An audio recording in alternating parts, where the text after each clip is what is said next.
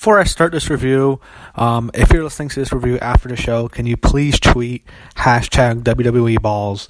It's kind of a joke. Wrestling fans have been trying to get this done for a while. We're trying to get it trending. So hopefully by the end of the night, we can get WWE Balls trending. Now let's talk about the pay-per-view. First match just happened on the pre-show. Neville and Cesaro had a good match, but a shitty ending. The Balls nickname is appropriate because it did suck balls, that finish, but the match was really good, except the finish was just terrible. Neville retains. Unfortunately, Austin Aries has been released. That's very disappointing. So this cruiserweight division is even more dead than it already is. So there's no reviving this fucking division. Now the main card starts. Oh yeah, and before I talk, I also want to know, I've been talking about the Alexa Bliss Sasha Banks match and their heat. Dana Brooke was on the pre-show, and she was very convincing about she even talked about some of the backstage problems they have, and the fact they don't even see each other in the locker room. She came off very convincing. I know she's probably trying to work everyone, but I mean, she did come off very convincing. I think there might actually be some bad blood here. Let's see if they actually, a match might be a lot more stiff than some of the women's matches we usually see. And now we are underway for WWE Balls. So the show opens up with this 1950s drive-in, like this movie trailer showing the preview. They preview Braun. They preview him. They call him the Monster. They call Roman the Big Dog. The preview that mentioned, they preview Bliss and Banks. They call Banks the Boss. Bliss is the Goddess. They all have their own screens. And then Lesnar and Joe was also previewed. I kind of like how they, I like the 1950s vibe, and I thought it was actually a very well done, very cheesy, a very well done opening video package. And the show starts, the first match is underway. It's Bray Wyatt and Seth Rollins, the Who Gives a Fuck match. One of 3 Who Gives a Fuck matches, along with Dean Ambrose and The Miz, and the Hardys against Sheamus and Cesaro. Match was okay. Bray won. So Bray is losing 3 months in a row to Seth. Next match is Enzo and Cass. We'll see how this match goes. I'm actually kind of interested to see how they book this thing. So, match was a complete and utter squash. It was just a complete destruction from the beginning. One thing I liked how they mentioned Dallas, Texas, and this is where they debuted, and this is where their rivalry ended. They even said for the match, Big Cass is going on to other things. And so cut this long before the match started. It went on way too long.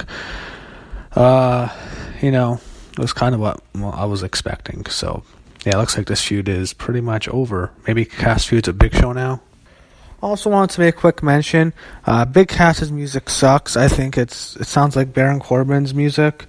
I think he's going to be the Baron Corbin of Raw, unfortunately.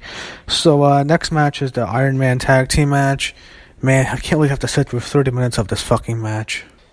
This commentary is fucking horrible. It sucks. I mean, they just talked about the fucking Super Bowl, and it was one of the worst fucking analogies I've ever heard. 23 minutes. They're talking about prevent defense. 23 minutes left in the football game is the fucking third quarter. Alright? It's halfway through the third quarter. No one plays prevent defense in the third quarter. That's so fucking stupid. There's 23 minutes left. This is the dumbest fucking shit. The commentary, Booker T is fucking trash. He's terrible. Cole is awful. No, I like Corey Graves. I mean, he's working with 2 fucking dumbasses. His fucking commentary, prevent defense. Guys, shut up. They mentioned Matty Ice. It's his fault they lost that fucking game. Jeez, whatever. Anyway, I don't want to get into a football rant. Yeah, I liked how the match started with the bro kick to start, but I really want this match and this feud to be over. Funny, Sheamus and Cesaro win 4-3. You see all the fans crying. I mean, not crying, but like they're all down. They're all mad at the ending. They're all pissed off. It's worth noting there was a pretty big botch early in the match in which Cesaro was pinned. I think Sheamus was pinned, but Cesaro was late to break it up. And there was also a part where Matt Hardy was bleeding pretty bad in this match. He got cut open. It's always weird. The heels always win. The heels always win in WWE. And it's like the fans are just so upset. They never get the good payoff when the faces win. They never get that feel-good moment. I think you can see the fans all mad. It's like, it's weird. The heels always go over. Like no one, they never get the feel-good moments anymore. So I think it's really missing even more so in WWE right now. And I've kept track. Heels are up 4-0. Neville won.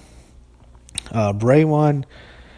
Then after that, Cass destroyed Enzo, and now Sheamus and Cesaro win. Heels always have to go over. Women's match is next, so we'll see if that gets heated here. There's some bad blood between these two, allegedly, so I'm actually kind of looking forward to this. First time we've really seen them face on the main roster in a significant match. So I'm actually really happy. Looks like we're getting the rematch at SummerSlam. I was afraid it was going to be Alexa and Nia at SummerSlam. Now it looks like it's Alexa Sasha SummerSlam. I hope they don't blow it off on Raw and still do Alexa and Nia. But I mean, the way they were hyping it up, especially the way they had Dana Brooke talking on the pre-show, it really looks like this is going to be a long-term rivalry. As for the match itself, it was actually good. I thought they were trying really hard. Crowd could have been a bit better. They were a little bit dead for it, but they started to get into it at the end. It's a bit exciting. Near the end, it looked like it was going to get really good until it ends up abruptly in a count-up. I'm happy with that finish because I think we might get a long-term rivalry. I know it sucks for a pay-per-view right now, but hopefully it turns into a long-term good rivalry.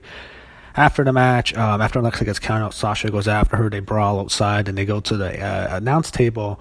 And Sasha dives from the top of the announce table and does the double knees onto Alexa onto the ground. And Alexa, after that, you can see she was bleeding bad from her mouth.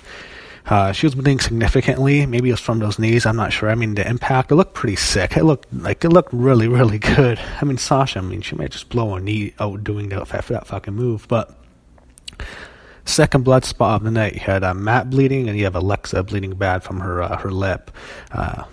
She usually bleeds in her matches, Sasha, but I don't think that was intentional at all. Hopefully we get a long, good rivalry, and hopefully we get the good match at SummerSlam with a better finish. But, I thought the match was pretty decent. Some people are going to hate it because of the finish, but I thought they had a decent match. Now it's time for the match I absolutely do not want to see, and that's the Intercontinental title match, Miz and Ambrose. Fuck this match. So, Ambrose is on, don't really care right now. I just want to go on the rant about the other match. The commentary fucking is trash. It is so bad. I'm so sick of Booker T saying, stop, make fights, Styles make fights. He kept going on and on. He was just terrible. Booker is the worst announcer I've seen in a while. I mean, it's against why I'd rather have Otunga right now. Booker T is just irritating the hell out of me. Oh, man, I don't even care about this Miz and Ambrose match. Who gives a fuck? Miz is not a tough guy. He's a pussy. Anyone can kick his ass in a real fight. The fact that he's champion's bullshit. He's the kind of heel you want to see to get his ass kicked. He never gets his ass kicked because the heels always win. It's always booking for heat. I mean, you never get the good guy winning anymore. It's so bullshit. It's always these heels always have to win on these fucking pay-per-view. It's always booking for heat, and they can't get a babyface over because they're so concerned with heat. They're fucking losers. I mean, this guy's not a tough guy. Anyone can kick this guy's ass. Thank God this fucking rivalry is over. And Dean was bleeding from his mouth. This has just been one of the worst rivalries in a while. So, mercilessly, we're out of here. Next is the match everyone really wants to see. Braun and Roman. So the match was pretty good. So the big thing we can talk about is what happened after that. During the match, he had some decent parts. He had Roman throwing Braun through the Titantron, but Braun wins the match. He wins in a fluky way though. Roman goes for a spear. He goes into the ambulance. Braun wins. He traps him in and he locks the doors and he wins. He shuts the doors. After the match, Roman spears him out of the ambulance, throws him in the back, takes the ambulance, drives off, and drives reverse into a semi. So we're getting Reigns and Lesnar at SummerSlam, and I think maybe after SummerSlam, Strowman comes back and we see like them have a Hell in a Cell match or something. But you know what? I was not too mad about this. I was happy Braun won. I guess they can protect him, and maybe they save Brock and Braun for WrestleMania. I think that's where this might be going, because I don't see, maybe Reigns beats Lesnar at SummerSlam. I'm not sure what's going to happen, but I'm not too mad about this, because I think maybe this sets up Brock and Braun at Mania, or potentially Reigns beats Lesnar and Braun beats Reigns for the belt. But Ritz writes off Braun. I don't know if Braun's going to be a part of SummerSlam. Probably not. They should write him off TV for a while, so I don't think he's going to be on SummerSlam. But, it was fine. They showed Reigns wanted to get revenge after Strowman tipped him over in the ambulance. Now we just have Kurt Hawkins and Heath Slater of why are these guys so unpolite wrestling right now. So, yeah, nice piss break. Thank you for the piss break. I do not give a fuck about this match. I'm really excited for Brock and Joe now. So they went back, and they had this long thing when they showed Braun still in the ambulance. They had to call special help to open up the ambulance. And then they show Braun covered with blood walking out of the ambulance, barely able to walk. He keeps collapsing. He eventually walks out on his own. I thought that was actually really kind of cool. How the fuck can this not be a double turn? Any other year this is a double turn, but I'm feeling in a couple of weeks they'll make it like this never happened. So this has to be a double turn. I mean, who would cheer for Roman Reigns and who would boo Braun Strowman after this? But I'm sure they're going to make Reigns a top babyface and wonder why everyone's booing him. Assume, they all like him. They're just booing him to go with the crowd, whatever. Anyway, the match, probably one of the most anticipated WWE matches and for quite some time is up next, and it's Brock and Joe. So, the match, it was very similar to Brock and Goldberg from WrestleMania this past year. What happened was Joe attacked them before they were doing the introductions. He put them through the announcer's table. That was a really good spot. And it took Brock a while for him to get back in the ring. And they did some shoot stuff. They did some grappling exchanges on the feet. They tried to do some takedowns. They didn't incorporate as much MMA as I thought they would. I want them to have this bloody war, and we weren't going to get that. I guess Brock won't do it. I don't think WWE will allow them to do this kind of match I want to see. Wasn't what I wanted, but it was a fun heavyweight war. They gave Joe a load. Samoa Joe had a lot of offense in this match. He definitely had some significant offense. They really tried to use the cocaine clutch. I wish they would have protected it. Sometimes I wish they would just make the cocaine clutch death.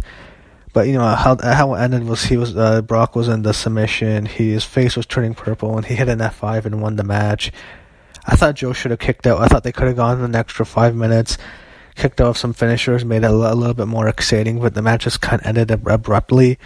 But what was really entertaining was I was on the edge of my seat during the match because it's Brock matches. I'm always entertained by it. And I was really entertained. I was really enjoying it. Just I wish they could have gone more and done a little bit more. And Samoa Joe got a lot of offense in. And I think to WWE this helps the stock. But I kind of wish they would have. I really think most fans at the end of this really wish Joe would have won. So hopefully maybe you could see a rematch down the line. The way they did this, though, was so decisive. I don't know if they're going to do a rematch. So that's my big complaint. I thought they could have gone a little bit longer. But the match, it was good. It was a fun match. It was a similar match to the Goldberg match. It was like a heavyweight monster clash. This was a lot more technical. Did a lot more here than in that match. But it was very exciting. The crowd was into it. Brock won. People really wanted Joe to win. But, it is what it is. So overall, the show, I'd say it was a decent show. I'd even say it was a pretty close to a good show, but the booking, a lot of it sucked. The opening of the show, the cruiserweight match was fine. Just, no one cares, so it doesn't really matter what they do with the cruiserweights at this point.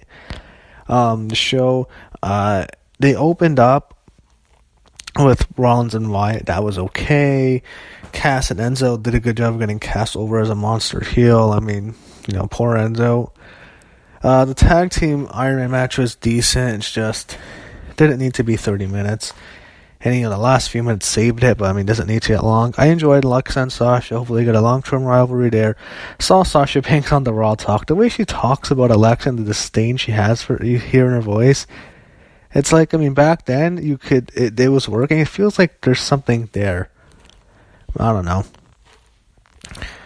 And then after that, no one cared about the inner IC match. I like Reigns and Strowman a lot. I enjoyed how the end of it. Maybe it's a double turn. I don't know, but the match was pretty entertaining, and the main event was good. So overall, I have to say, for a Raw show, this was one of the better Raw brand split shows they've had. Arguably one of the best shows they've had since the brand split. Maybe the best, and that's not saying much, but it was definitely I would say a thumbs up show. I enjoyed it.